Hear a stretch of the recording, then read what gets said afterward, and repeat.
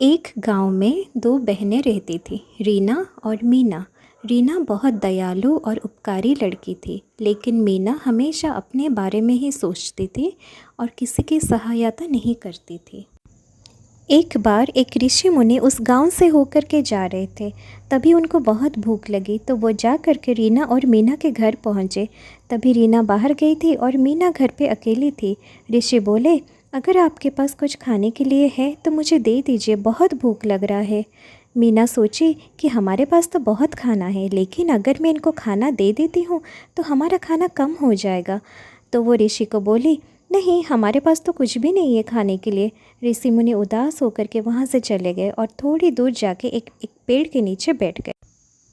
तभी उसी रास्ते से रीना आ रही थी। वो ऋषि मुनि को देख के बोली, प्रणाम ऋषि मुनि जी, आप यहाँ अकेले इस पेड़ के नीचे क्यों बैठे हैं? आपको कुछ चाहिए? ऋषि मुनि बोले, मुझे बहुत भूख और प्यास लगी है। मेरे पास अभी खाने के लिए कुछ भी नहीं है और मुझे बहुत दूर भी जाना है, इसीलिए पेड़ के नीचे थोड़ा विश्राम ले रहा हूँ।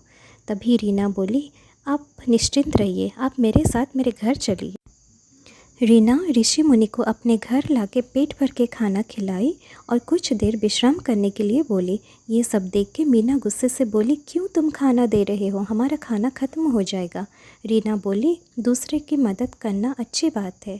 कुछ देर बाद ऋषि मुनि उठे और रीना को बोले, आप दूसरे लोगों की कष्ट समझते हो और उनकी सहायता भी करते हो, इसलिए मैं आपको वरदान देता हूँ कि आपको जीवन भर कभी भी कोई भी चीज़ का कमी नहीं रहेगा।